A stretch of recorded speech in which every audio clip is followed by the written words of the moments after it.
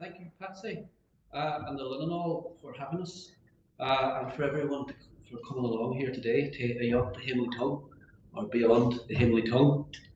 We're gathering here builds on a groundbreaking event held in the Sunflower Bar back in August, bringing together new writers in Ulster-Scots Language, reflecting the great buoyancy of the scene at the present time. A few from before couldn't make it this time, including Stephen Dornan, now based in Aberdeen, who made the initial overtures to the Linenhall, so thanks to him for that.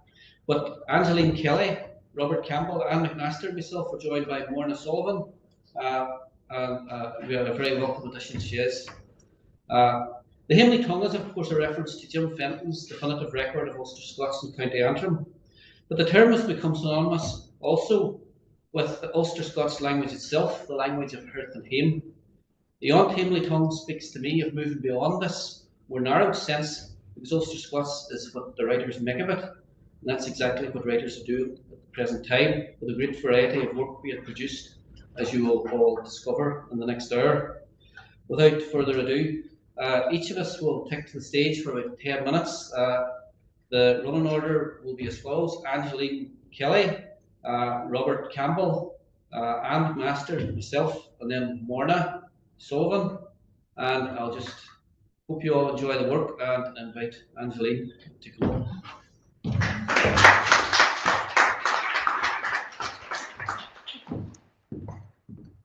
Thank you. So am I Angeline King, or Kelly? You said Kelly, didn't you? So yes, I mainly write novels and a little bit of poetry latterly as well, mainly because of Ulster-Scots. So I started off writing Ulster-Scots for fun, and it really was the Hemley tongue, because I was copying the way people speak at home. So I grew up in an Ulster-Scots speaking household. We obviously didn't know it was Ulster-Scots at the time. We thought it was really bad English. So it was great fun having a label that was a bit more positive. So I wrote these wee blogs. They were never meant to go anywhere beyond the internet, and I definitely didn't plan to do a book. But just to give you an idea of where this whole thing started for me, I'll read a little bit. So we learned to read and write at White Primary School. The teachers were smart, but they didn't understand the local language. I would say to my P4 teacher, "Mrs. Park, I can't spell that." She would say to me, "You mean you can't spell that, Angeline?" I would say to Mrs. Park, "Aye." She would say to me, "You mean yes?" I would say to Mrs. Park, "Mm-hmm." So that's kind of based on a true story. I mean, Mrs. Park totally allowed us to speak the way we spoke at home, so I just used her name because I wanted her name to be in it. So she passed away recently, so I'm glad that I've got her in a book. She was a lovely teacher. So that was where I began with the Ulster-Scots. So it was very light, as you can tell, but I was writing in the narrative of the piece, and that became a children's book by accident.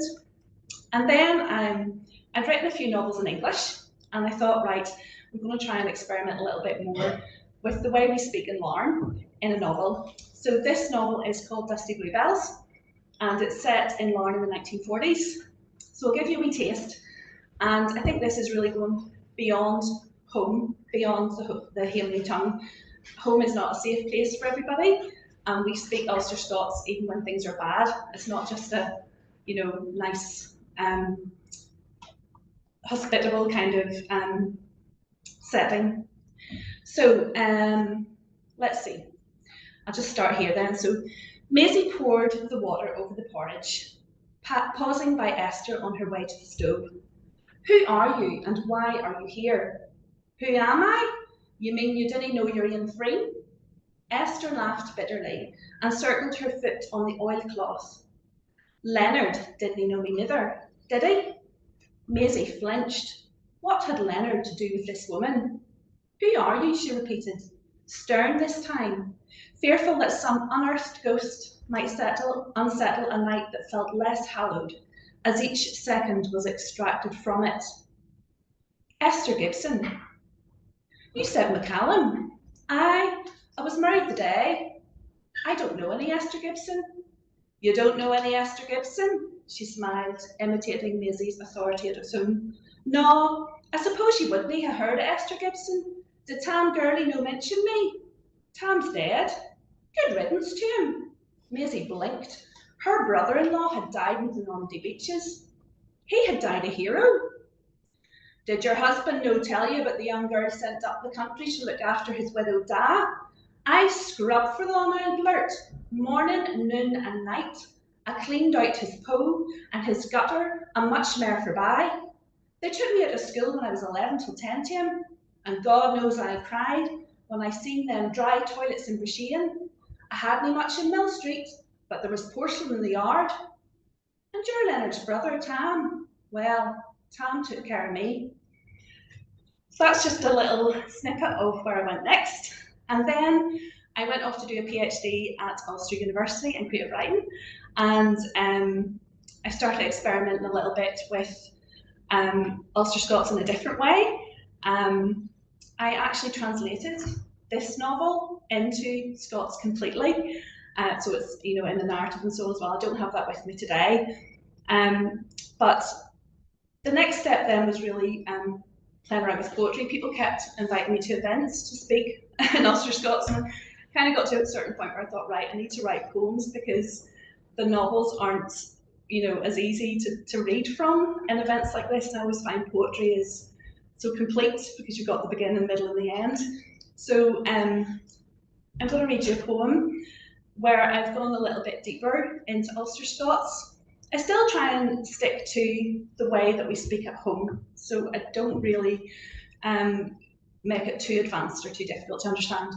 So this is called The Woman Who Birthed Seaborn, and it's about the Eagle's Wing journey to America and back in 1636. So it narrates a true story, and in this poem I try to reclaim a woman's voice from history. Women are largely missing from 1600s history. This woman, all we know about her is that she was the wife of Michael Colbert from Clinchy. Anybody from Clinchy here today? No? So I don't know if that's a name that's still around in Clinchy. So this is the woman who birthed Seaborn. She is Langspar and Witchbell, amongst 140 radical souths western. The hull and keel of her kirk are wooded in oak. A September flurry turls, rough aff Rathlin, as paps helter and eyes skelter, and mulls and rings slink and sickle lit yeasts. Rain lashes her cheeks, unborn fists and futs. She tholes a twine, a thread a water gathers at the feet of elders who clasp invisible crosses. A man of bold deeds climbs into the cradle of a sea mountain. Steadfast with hopes and tools, he fixes the rudder. Two bairns suckle. An owl sow gives hame to his master. The eagle's wing turns where Titanic held boot. Hameless folk, hame east, for to mak a macker of the grave poet and paint a gothic picture of the hard-hunted beast slavering under groon in the barren woman niffin. A bairn dies. She lies now, skillion an eye at the young low smither. The flesh atween her legs is scalped. A hand in her creel turns the heat. A snell scrake wax the living and the deed. The afterbirth croons Presbyterian, seaborn, an owl name in an owl tongue, like man of owl deeds. New in Loch Fergus, where phantoms lurk on wasted docks, where rudderless ships and secular steel barren wombs are static. I wonder, would I have tightened the lips around zealous words like papish and transubstantiation? Would I have decried the priest's reins, thrust stools at episcopal priests, planned a better homecoming for my ain sow, like the woman who birthed Seaborn on the eagle's wing in 1636? Thank you.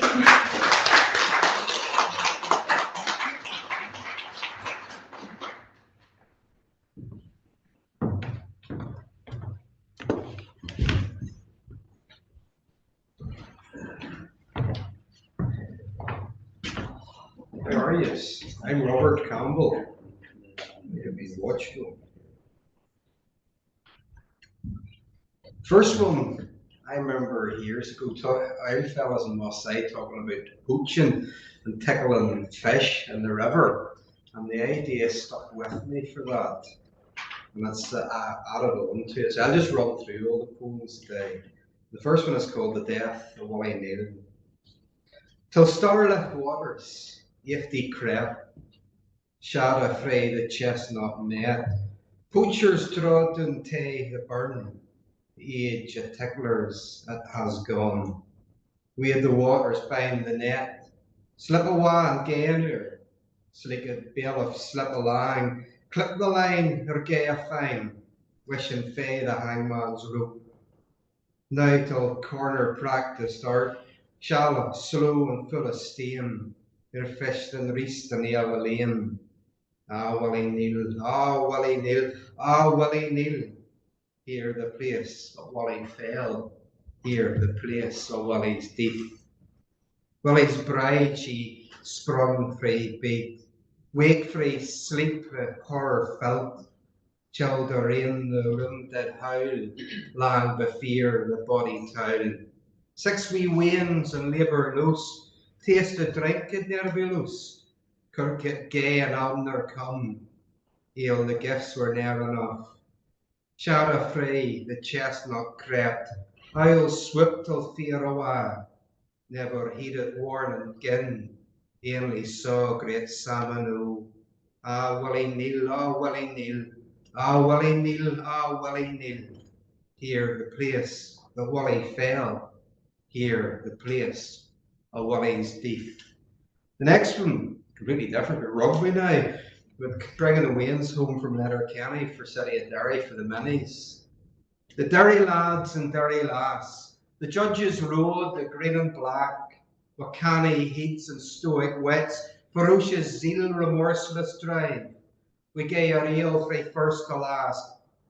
Heats held high in humble hearts, a worthy foe to play our part. When whistle blast, we seek our prize. The tackles, fierce the weaving runs, the sweat and brew the aching leagues. The driving scrums, the lineouts won, turn over ball the rucks and mauls. Gather pressure, make our luck. Gear the line and through the sticks. Don Derry lads and Derry lass, our life, our truth, our victory. The next one's an old idea. After the Majesty died, there was a Kirk of Scotland minister mentioned something on the TV about thin times. And until yesterday, I had not heard thin times mentioned for a very long time. So that's the idea of thin times. Maybe you know what it is or what thin times are or not. But is this yin of them days? Yin of them days when time is thin. Boundaries and divisions and demarcations, the ale lie thin. Long which separates yin frae the other, the hinara. Long which has been, it is being, or will be. There is new, therein and now, here and there, they sit ever by yin and other. Nae fear stretched betwixt them. There is merging and morphing, strangeness and hunting, sorrow and glory. Thin times when nature and spirit, one hand has reached out, the gulf has been narrowed. There is nae then and now. There is only these thin times. Why hae we gotten them? Why hae they been given? Why hae their touch been felt? Ere again to mind us if something near, that the drift or heedless or bricht days are nae the only days. But we hae a strange and transcendent unity, whate'er the reason, by thin times, we hae felt their touch. The next one is a poem for G. Figus the gilling, hidden ath the stain, Be gibble if the goose had hoot, En Glarhuil gleipt on Glunshi Gus, gay frey glup te gullion fair. Or, frey Gus, the Gillig earywig, had beneath the steam, gibble the alarm call of a goose, if the guess it hut in Glarhuil, the mud or the mire, where we always played, gleipt the goose, gosh glushy the sullen or gross goose, gair go over, frey grip the drainage channel, to the gullion, the quagmire fair. So, in other words, it's Fe gus the gillig hederneath the steen, fe gibbel eith the gus at hut, en Glarhuil gleipt on glushy gus, gay frey glup te gullion fair. This one's from a couple of Christmases ago. Wains of flock frey heaven God, grandest gift tis ae be God, joys and handlings we hae got, to rear the yens that we hae got. Shucks and valleys wa they dut, dibus yens be riven out, we hae nae wa to scramble out, we hae nae wa to drag them out. Peer and dun wa throbbing hard, rich the terror for useless beam, greeting death nae best to tame, looking e'en as warriors fecht. Providence gather in the neck, you can't see but ale be wrecked. We've a shutter of power and claith, the ale, the good, be in their place. The warriors fecht wi mortals fool, rich man's daughter, pauper's son, lifted candle or fouled at hand, from darkest valley cometh hame. And the last one for this time of year is Christmas Eve. 'Twas Christmas Eve when kinfolk came and gathered round the stove, for drinking tea and eating buns, just waiting for the morrow. But children carried fae awful fear, unusual fae their breeding. They feared to act in such a way that Santa would hear them. The grandpa spake enough like this, when they would lang till hear the sound of hoofs upon the roof and noises down the flue. But slumber always won the fecht before the great arrival. In the morn when children woke, they scuttled down the stairs. Hearts were filled with joy so sweet, with stopping fu a cheer. Apple, orange and special toy, what joy was wrote in them. Another thing they quickly saw when juking round the house. Glass was drunk and saucer bare, and carrot tap outside front door. Wains that heard these wondrous tales, they wondered to themselves, could Father Christmas be so mean, and they the same to them? An apple, orange, and just yen toy, what use on earth is that? 'Tis not enough to cheer the heart, but to ruin blessed day. For we hae done an awful thing, and taught them such a lie, that pleasures come frae tactile things and dinna lie within. Ere and ere the sea frae us, this lesson learnt by heart, till covet pruck that we hae seen on things we dinna need. Then pruckery breaks before net fall, and toy be dumped so quick, your fashion flits awa so soon, 'tis any word in time. Abundance can he bring till thee, tra blessing in thine heart. Rejoice the gift that's given to thee, whate'er that gift may be.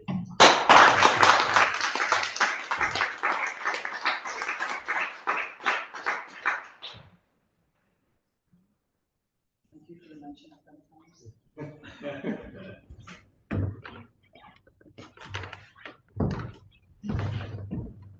Don't ever break your knee, because it really does hurt eventually. People ask me why I write, and I've got 4 lines for it. We carry these words in our myths and our memories for the years and in our hearts. I wouldn't be writing if I wasn't writing about animals. And this is called, this is my way of measuring getting older. The cat and I are getting out. It's for rabbit. Your chosen meals are weir now. You're more particular, you hunger less. My fault this springtime was to feed ye like the cat you'd been. Bringing magpies to your scrap-scattered bowl, to strut and preen, till I found ye as a banished shadow in the hollow of the yard. I held ye near hand and found ye poor, and knowed in that moment that young cats will one day grow out. This passing summertime, Guy heard us both. Derrickson beasts Ayont the small circumference of our lives lunged with busy claws and marked us as their ain. He came back to me for rest and peace and food. Attended ye. Our routine at the heart of each quiet day drew healing in. We take a wee soap less milk these days, lay mere food uneaten in our bowls. Still, the forenoon finds you at the scullery door for a routine that's made of love and peace and care. In this place of quiet companionship, with a slow call of morning light, we sit quietly together and howl on for the birds to come. And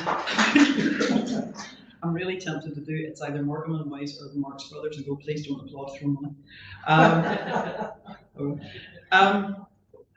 I want to, I got a chance, what I love in writing in Ulster-Scots is I got a chance to play creatively as part of the some of the lead week preparation, and I worked with a composer friend of mine to write a piece about the Cailleach, the woman who brings in winter, the mythical being. So you're getting an edited version. You can find it on YouTube, selfless or shameless self-promotion.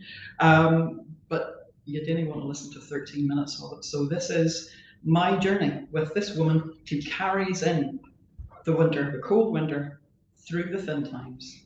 I have a wee dream sequence of what it would be like to be in spring and then end desperately optimistically, thinking of brighter days to come. This is the Queen of Winter.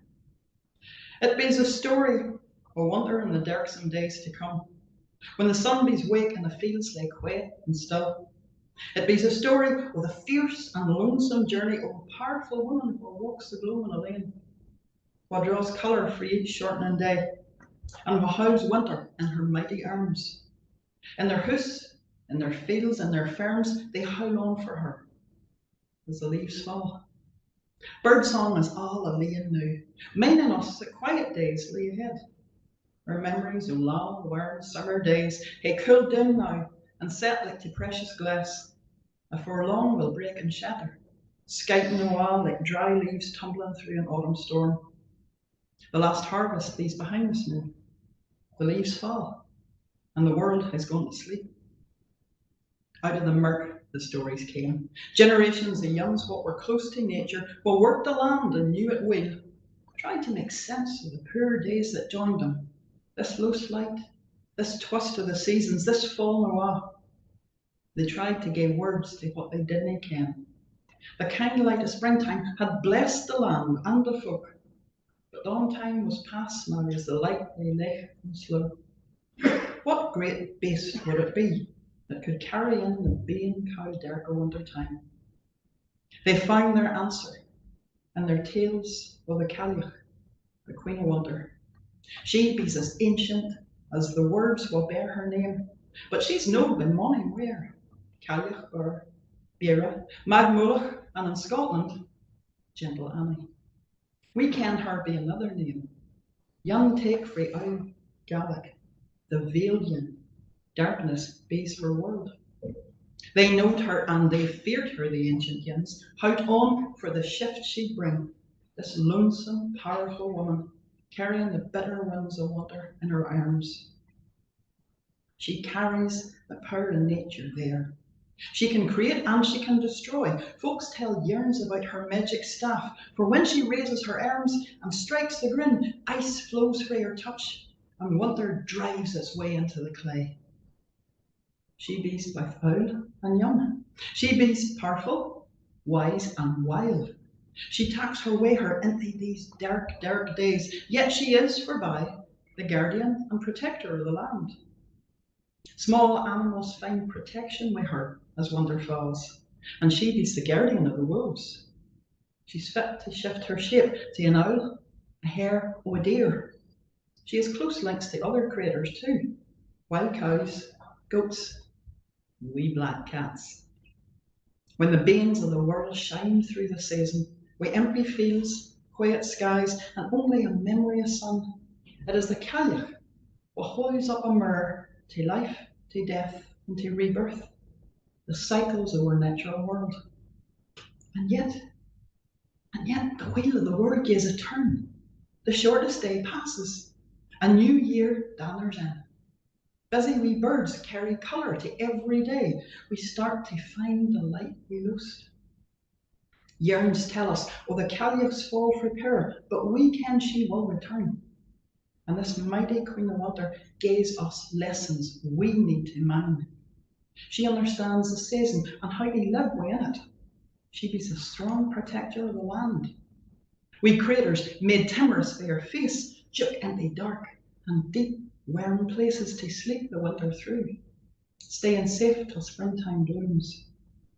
She be's mighty, she be strad, she be's lonesome, she be strong, a fearsome woman, what stands for nature, creators, and the land.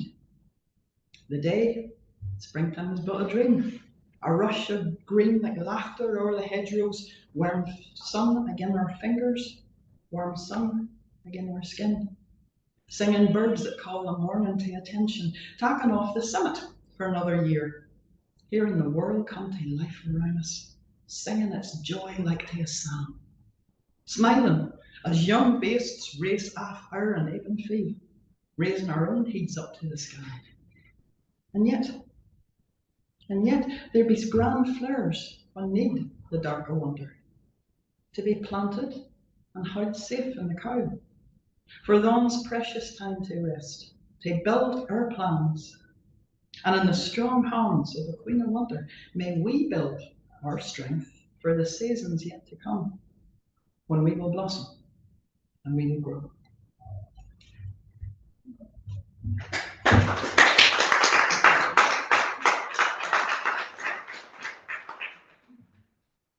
This is just a wee bit different. It's called At Sea, and it's for anybody who's ever lived with grief. And it came from a conversation that I was following in a lecture online, and I went away and had a wee think and thought, yeah, I need to write about this. Grief to elude isn't linear. It's no journey next to destination. It be's bigger too nor you can ever can. Think on yon loss around you like to a mighty ocean, deep and murky water. And in there swims a great big beast of the sea. Strong waves break over you, tackling you where they will. Your feet are swept from under you. It's all you can do to hold up your head whenever the horizon of your head is gone. You're lifted, you're carried. For a blessed minute, you're held in peace and quiet as the mighty tide grows still, but ye are not alone. Even as you're shifting through the ocean of your days, struggling through your sorrow, your grief and loss, yon great big shadowed beast with a wild, hollow and empty wail breaks the waves from against you. Thon's whenever you understand, and only then, that he's been swimming beside you all the while, and will for all the days to come. And the last one, see, for a theatre person, my timing is horrendous. I want to finish with two lines. God has gifted me with being a natural gag, and this is an absolutely traumatic memory of going to discos in the 1980s. And the type is longer than the poem. It lasts for 5 seconds because I time everything. My Presbyterian answer after being asked for dances in the days of disco. I'm no way good at the dancing, but my tray bakes these grand.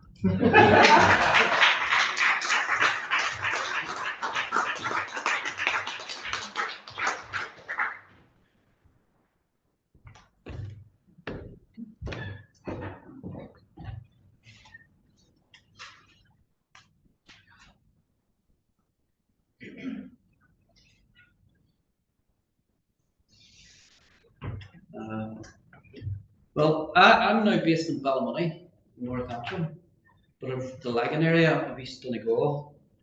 Over the last few years, or earlier this year, I published my first inaugural collection of poetry, Echoes for the Big Swally, which is a reference to the Swally in Donegal, and also a reference to the plantation of Ulster. It's really a coming together of poems that I've been writing on for quite a long time, for at least 5 or 6 years. And this Friday, Derry Ulster Council, like Anne, will unveil a short film of mine commissioned by them as part of their Ulster-Scots Language programme, and it's called Lagan Echoes, Saf Fadon Fleer.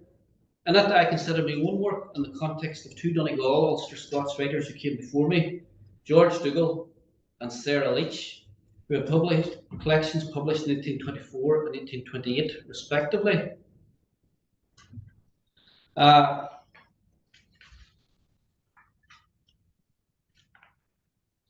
In my readings and here today, I try to get the balance right between giving some sort of call out for an improved recognition for my sort of minority in Ireland and embracing without qualms a centred around Irish identity. The title poem Echoes for the Big Swally is a reference to the plantation of Ulster that changed the demography in Donegal, with troubled legacy still potent to this day. And I'm just going to read slightly from it. Echoes for the Big Swally. Right lingers and wee geist pads about the house richt gae ran, saft fit on fleer, and they wonder for age echoes and Ilpa Shomra, echoes for the Big Swally. We Eldrick lassie Dukin kicks through windows down the Windloman, o'er the Blin Loch to Scotland, or something. Bonnie sang and heat, tuneful but feared, lugs alive. The famished Stramash burns yet in lan heated Tishy, and their foot soldiers, aged evil odd times Gideons, the mighty thing wheel minded, living requiem for foils fa, loot thrapples out by front windows, chills and limmers, centuries twixt lugs, bigging up the Big Swally. For the steps of land Gideon's hall, sense and slabber mixed together folk faith work the shuch, men. What brings through Ilka Toonland, Keep and Cocknook, foes abreard and sheer Connell, new bigoted Nathan. Shadow lassie scuds through the house, mute on their deified Didions, martyrs glare atop high stairs, gloat the angles, girden in libraries and studies. Frae pedestal on Fleer, the big body of Bina, Don Neaka, the heat cut off, are re again. Bide lang, bide a man, bide lang, bide easy. Nae meal and you, says he. Rosaline smile.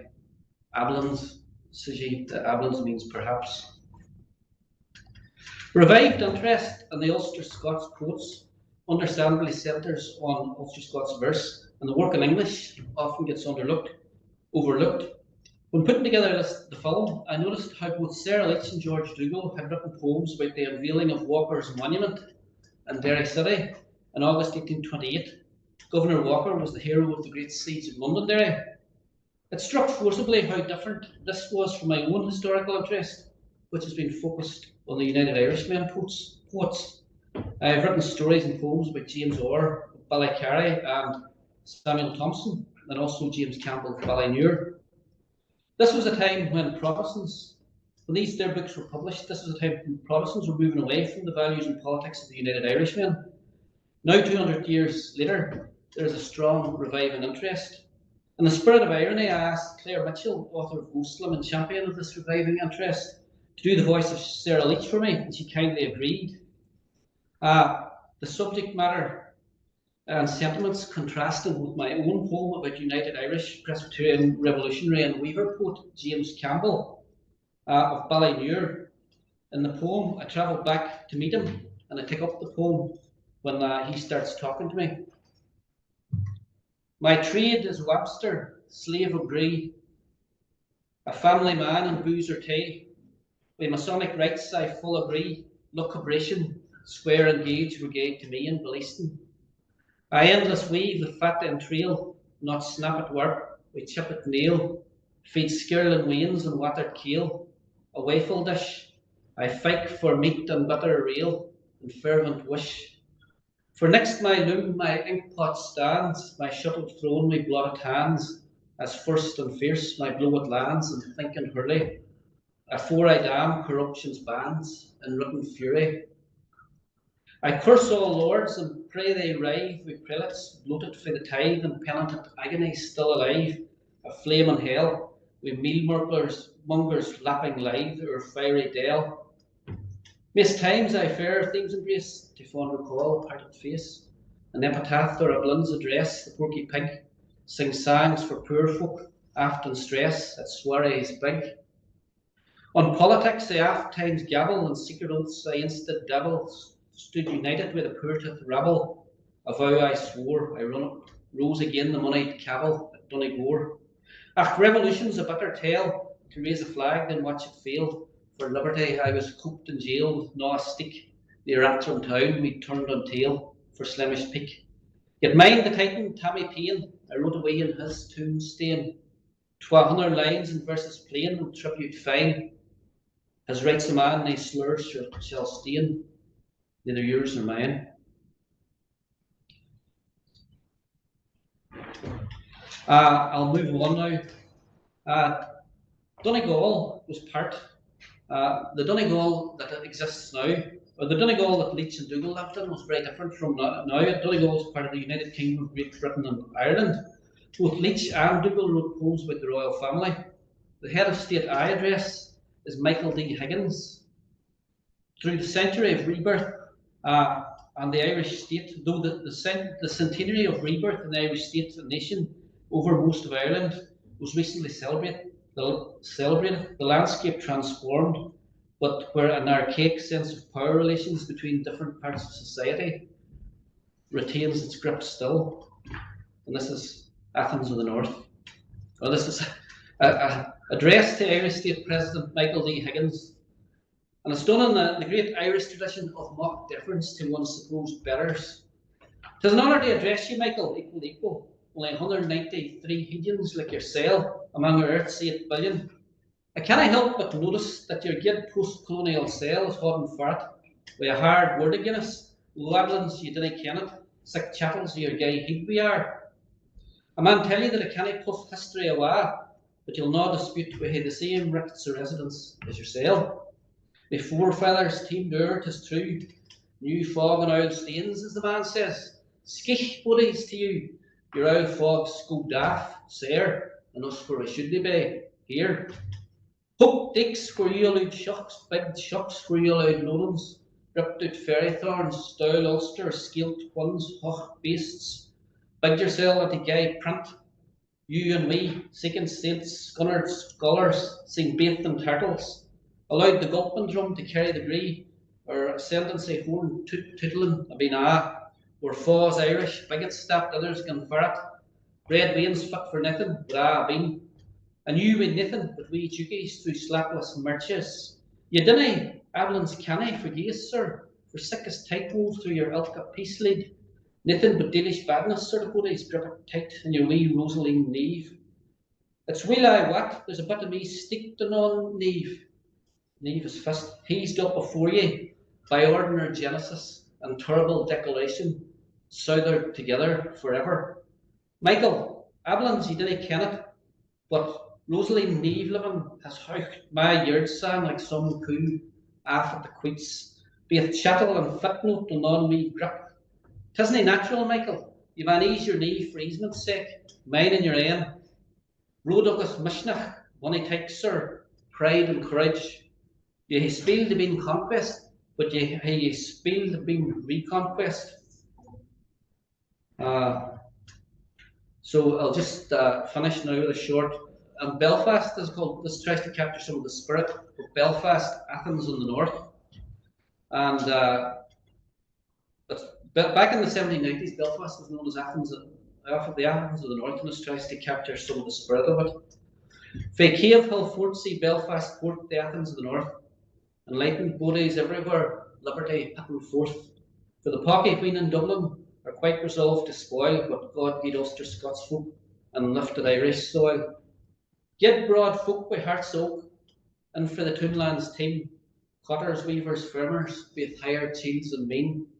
The sons of the centre clergymen to business are inclined, as the poor to slaving woolen mills and penury confined.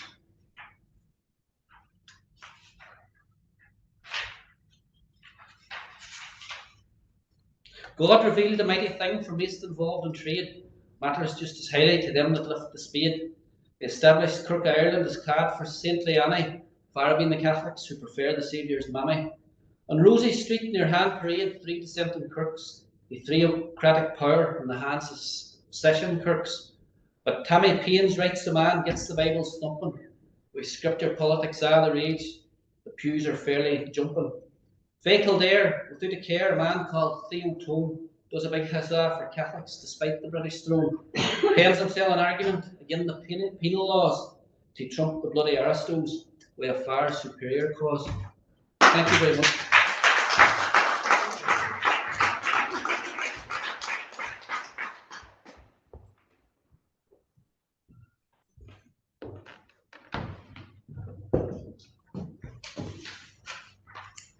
I'm Morna Sullivan. I'm from County Antrim. My mum's Scottish and my dad was from County Armagh. So I grew up in a home where Scots and Ulster-Scots were spoken. I've always had a love of stories, and I've been reading and writing stories and poems since I could read and write. And I've had a few published, and I've won a few competitions as well, including being runner-up in the prose section of last year's Leadenhall Library's Ulster-Scots writing competition. That was the first time I'd written anything down in Ulster-Scots, despite having grown up being very familiar with the language. And since then, I've started to write a few poems, and I've also rewritten some poems that I'd written in English into Ulster-Scots, and I'd like to share those with you today. Back then, we found our sport in simple things: a skipping rate and a doll, playing tig, kicking a ball. Tworthy toys were divided among us all. They kept our wee souls busy. We were starving with hunger, cold and tired. Feather prayed every day to be hired. Like Truff the ducks we wandered the road, the rose coil under our blue feet, selling matches to only folk we'd meet, catching tiddlers and trout in the burn, football, fechting, and letting off steam.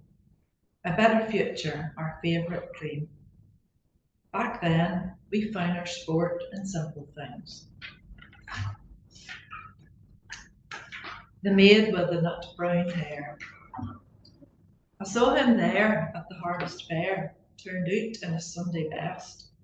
He smiled at me, for all to see, my farmer frae the west. We talked in the square, though I didn't much care for Farmer Cree, if the truth be told. Well, he catched me eye, I could smell pigsty, and there wouldn't be a ring about. Will you walk with me? Pleaded Farmer Cree on a Saturday afternoon. Sure, sir, I'm no free to walk out with thee. Don't be too much too soon. His red bake fell, and I couldn't tell him the truth, why he's no for me. His pig swell breath would sure be my deep. I'll hae a life that's bacon free. And yet Rosie McCann, ye out her man, though money's a suitor I had. And my nut brown hair yet attracts a stare, which yet makes my heart sae glad. Last month he wed a lass wi' hair a reed, decked up in a linen gown. But he first sang of me, and I lay yet be the star of the county down. Blithe birthday. Blithe birthday to ye, they said, in merry year. 12 months gain sae quick, just like dawn. These years are fleeing by, quicker than a maggot flee on or a blackbird soaring over the mountain, back to their nest. What's there to be so gladsome about? 1 year older, 1 year more sugly on the pins, 1 year more cravat, 1 year more sick. But forby, I'm yet leaving, a be in the ground, nae in the kirkyard, nae 6 feet under. So for now, I'll keep wondering at this world, get ear to the blackbird's sang, sniff the woodbine after the rain, feel the smur on my face, ate the warm fowl off the griddle, watch the sunrise on another morning, and be thankful I'm here yet, for I'll be a long while dead. A wheen of buttocks. I've been looking for months for my prince, and I'm nae better off 20 years since. They all think they're kings, but ach man, jings. No one of them has me convinced. First was Paddy, who hailed frae Maynooth. He's good looking, but I had a druth. Big Joe, I liked whiles, but he made my blood boil when he took out his gold false front tooth. Peter Toms had a bushy black beard. Wayne's great and run for him scared. Harry's skinny and wake, where sorrow'll bake, and he gulders at hands in his yard. Young John was an awful old blether. He did my head in altogether. Well, Bill would be my heart's wish, but he aye reeks of fish, for he's out in his boat in all weather. Sam swaits at a forge far away. He asks me to look after his ma. Rob Hayes his ain farm, he'd do me nae harm, but he's aye greeting like a big ba. I'm meeting Tom Harris the morrow, in a brick blue dress that I borrowed. His head's big and boast, he's as deep as a post. Don't put it will bring me nae sorrow. Scrapbooking. Postcards and birthday cards, a hand spread recipe. Pretty pictures frae chocolate boxes. Push petals of rose and sweet pea. Photographs and drawings. An old bit of homemade lace. Cutouts frae old yellow papers. Or friends long gone frae this place. My early home scraping. Train tickets for a day out. Christmas cards. And gold wrapping paper, a scrap of red tartan ribbon, a special wish, a cat's dream, a memory of a moment. The untreasured days seem like yesterday, weaving this gift of the present. The shopping list. She asked him to take his shopping for messages the other day. Her list was quite unusual. You read it on the way. They'd argued the night before, or nothing important. They hadn't talked much frae then, just a say, a moan, a grunt. He pondered all her demands as he walked down the high street, wondering where he should start. First he quit and took a seat. He read her list yen more time, then read it again yens more. And he smiled as he mind her purr to hail and restore. Nae eggs, nor flour, milk nor sugar, nae meat nor veg insect, nae butter nor lard or oil, nae venom nor hate or spite. We'll need 8 teaspoons of love, a pinch or twa of kindness, and 2 cupful of tolerance, mixed with a dash of mildness. And in her note she script on, I'll bake a humble pie the day. I doubt it's time we both sat down to eat it for our tea. Back without nae messages, but picking her a posy. Tom embraced her in his arms and kissed his darling Rosie. Thank you.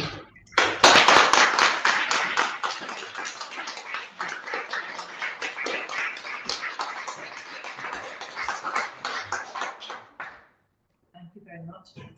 If you've read the Ulster-Scots supplement that was in the weekend's Belfast Telegraph, you may have seen Dr. Frank Ferguson's commentary on Ulster-Scots writing and how it's experiencing a new golden age. That's very much been in evidence, I think, today from the small sample of work that we've shared with you. And it's very exciting to be part of this Ulster-Scots writing renaissance and to have been able to share the work with you today. But events like today's don't happen without some careful planning. So I'd like to, on behalf of everyone, all the poets here today, thank Alan for taking the lead in organising the event.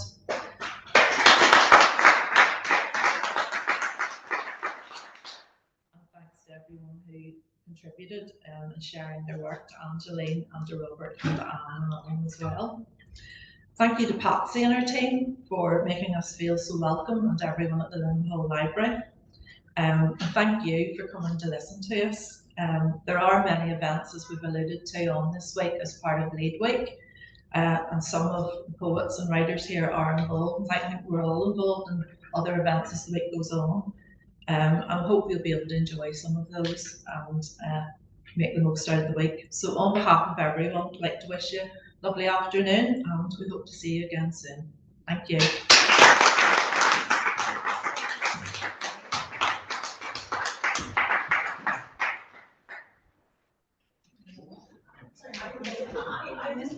I come back up and say a big thank you to the poets.